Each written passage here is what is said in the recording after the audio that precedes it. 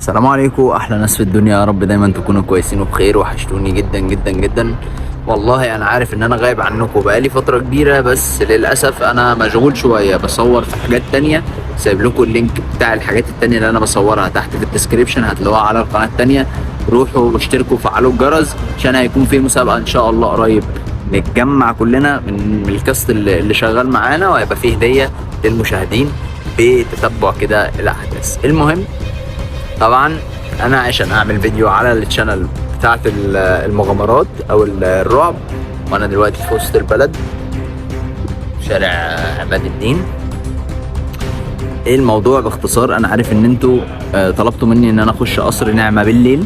ان شاء الله هيكون في فيديو لقصر نعمة بالليل، بس الايام اللي فاتت كنت مشغول شويه. الناس اللي متابعاني وعارفه الاحداث اول باول، الناس اللي على انستجرام. فانت لو مش عندي على انستجرام، روح على انستجرام دلوقتي واعمل لي فولو عشان تشوف اليوميات بتاعتي بتبقى عامله ازاي، وتعرف اخر الاخبار اول باول. المهم صلوا على النبي، خش بقى في الموضوع. قبل ما نبدا عايزك تعمل لايك للفيديو ده وتشيره، عشان الموضوع ده يهمني ويخصني جدا. الموضوع بتاعنا باختصار، احنا عارفين طبعا ان في بلدنا وفي اي حته في العالم في تجار اثار، وفي تجار سلاح، وفي تجار مخدرات، وفي ناس مؤذيه جدا وشغلانتها ان هي تاذي الناس.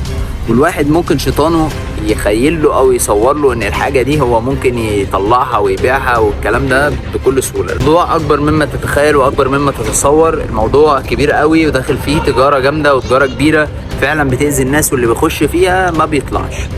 ده اللي حصل فعلا مع عبد الكريم صديقي اهو، وزياد كمان معانا من ورا الكاميرا، وجوزه جمال هناك اهي.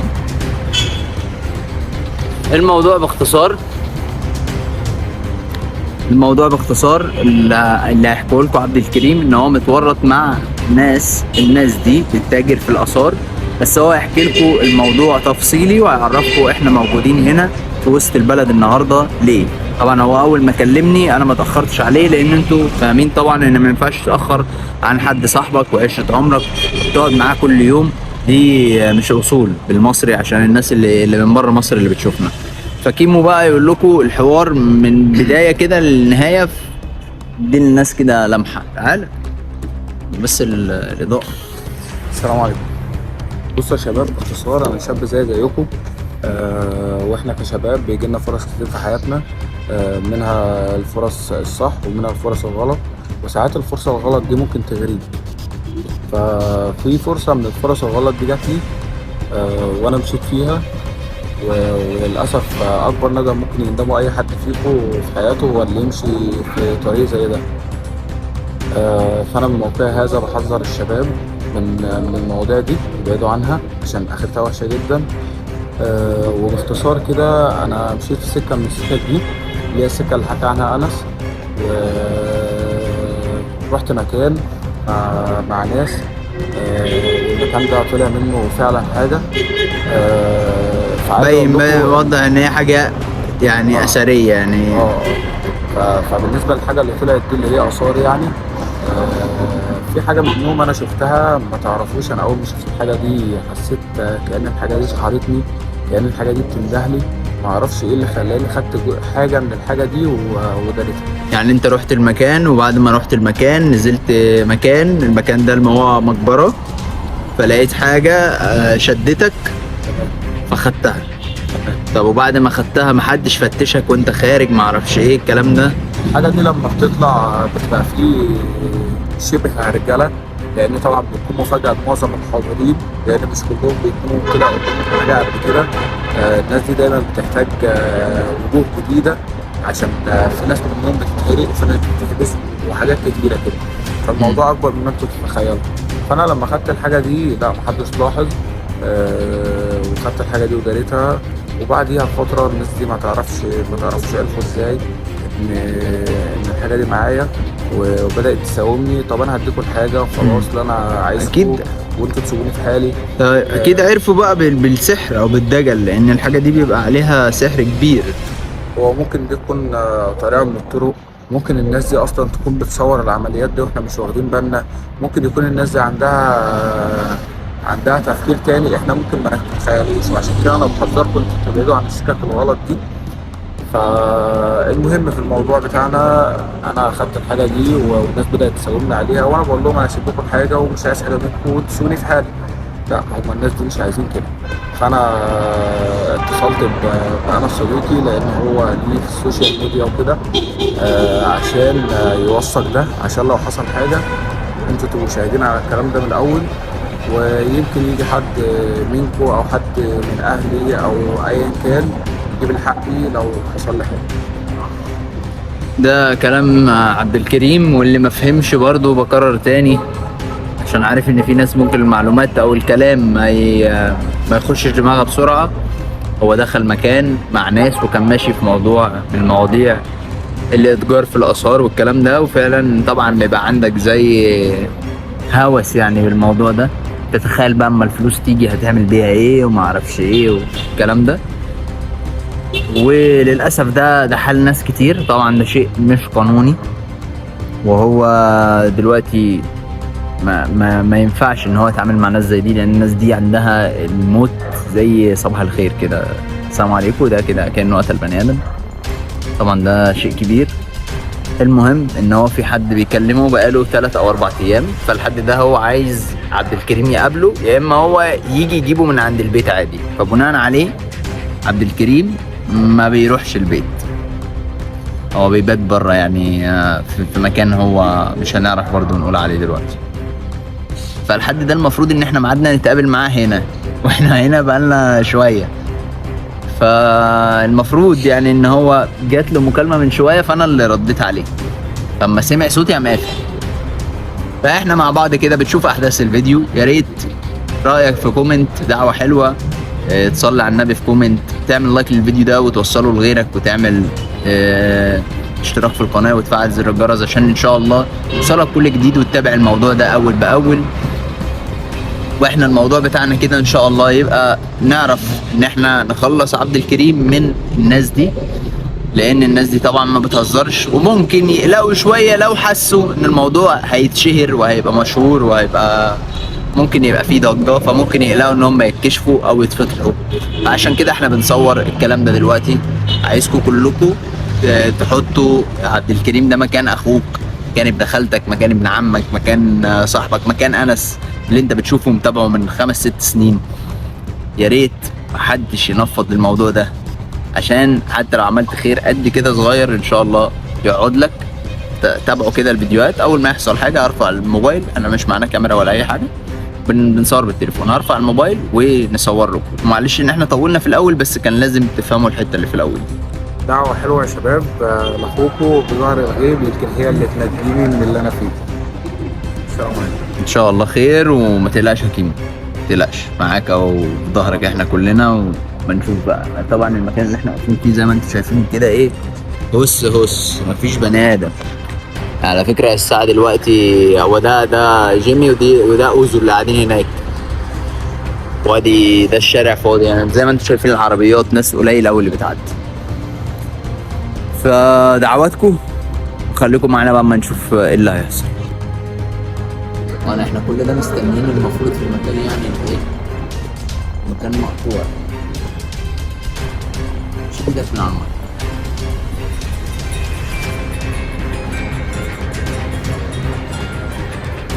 زي ما انتم شايفين برايفت نمبر. الو الو الو، لا قفل.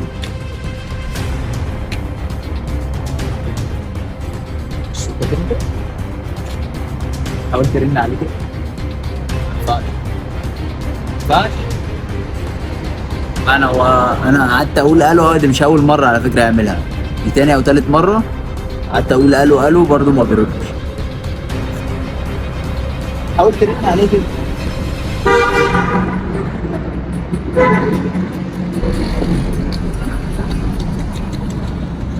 الو الو الو الو الو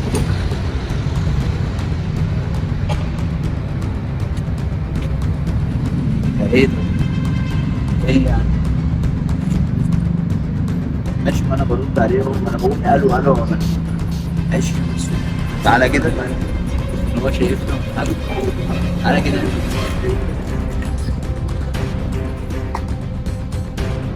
الو الو. ايه ما انا بكلمك اهو، انت اللي بتردش. لا يا عم، ولا اخرتك ولا اي حاجه، هو الموضوع بسيط، انت خد الحاجه بتاعتك مشكورا ومفيش اي حاجه. انا واقف في عماد الدين اهو، واقف قدام مسرح الريحاني. فين؟ في ما هو انا واقف في الشارع اللي قدام مسرح الريحاني. طيب ماشي، خش شمال ولا يمين؟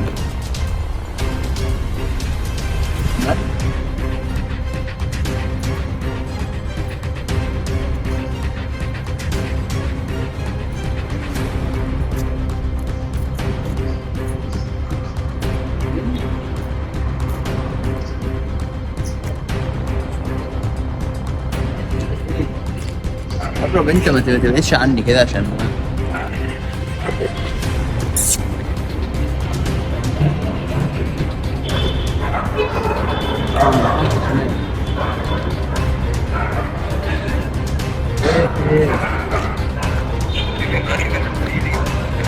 يا عم ده كلنا اخوات في بعض زي ما فهمتك، انت فين بس؟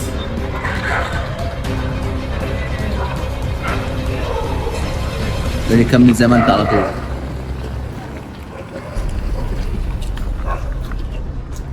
يا عم لوحدي ليه؟ ما انت زي ما بنتكلم مع بعض كده وخد الحاجه بتاعتك.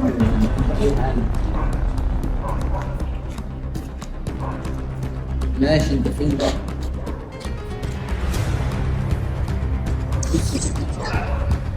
انت فين طيب؟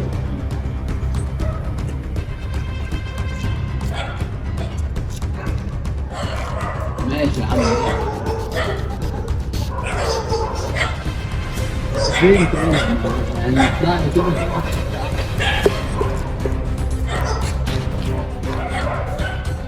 قفل.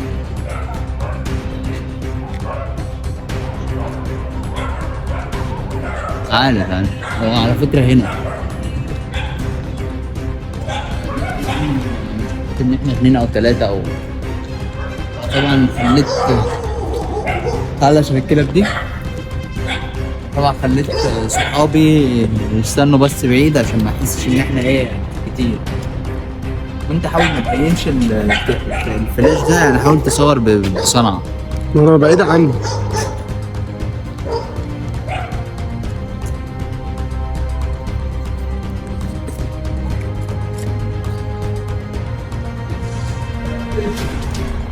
دي الكاميرا فوق كده.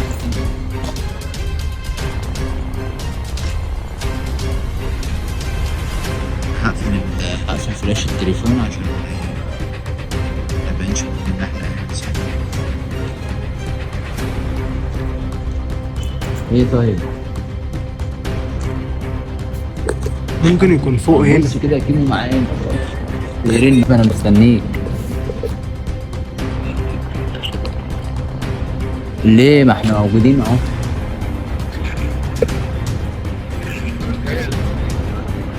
يا عم انزل وانا اقابلك انا لوحدي.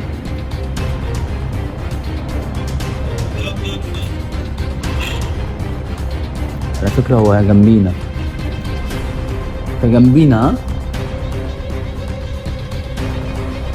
على فكرة هو هنا جنبينا.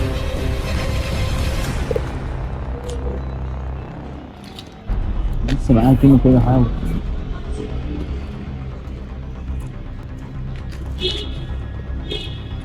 طبعا احنا كلنا ماشيين في نفس الشارع، هو قال لي انا هغير المكان وشويه وارن عليك.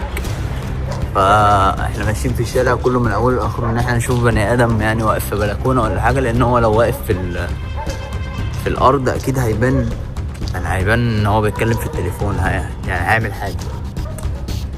هي شكلها بيت من البيوت القديمه دي، وهو ايه بيتكلم منه او واقف في بلكونه من البلكونات دي. ممكن اصلا الشيش ده تبص من وراه من هنا مش هيشوفك. ادينا ماشيين بس هو خلي بالك شكله يعني جادد منك انت. عموما ربنا يسترها، احنا مع بعض اهو، ربنا يسترها يعني. طبعا انا في الشارع اللي هو قال عليه الجو مظلم زي ما انتم شايفين، الناس بتقفل حاجة يعني ما شاء الله. معايا زيزو، معايا كيمو ووزو وجمال ورانا.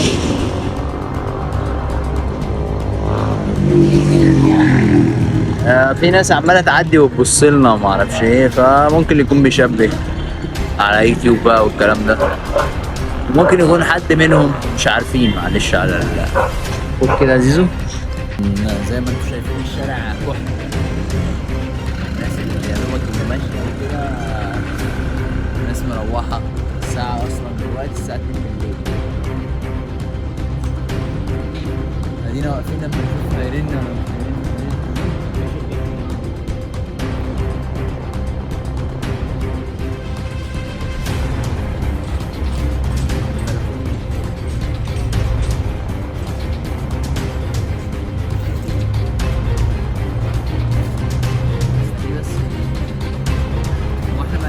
طريقة لو حد فيكم في الكومنتات يعرف، لو احنا عايزين نعرف الرقم البرايفت نمبر ده ازاي، يا ريت تكتب لنا في الكومنتات كده جامد قوي، او على الانستجرام عندي، عند كيمو، عند اي حد فيكم اهو. ايوه انت فين بقى؟ 10 خطوات.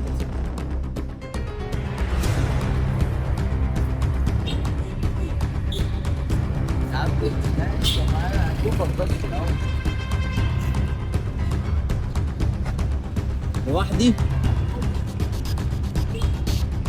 يا عم ماشي.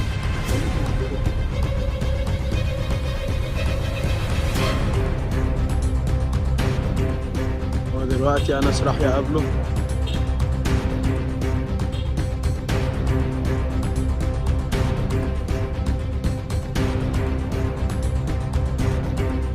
هنروح وراه بس من غير ما حد ما يشوفنا.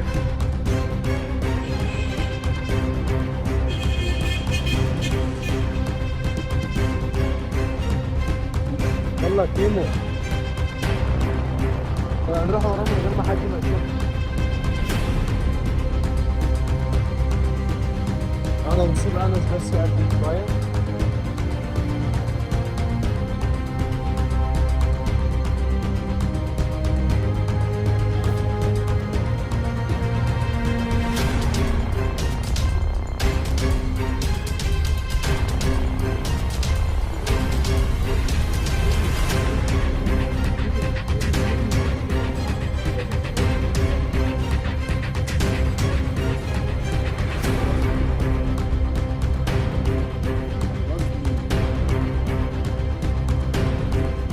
طيب انت فين بقى؟ ماشي، ما انا عايز اعرف انت فين.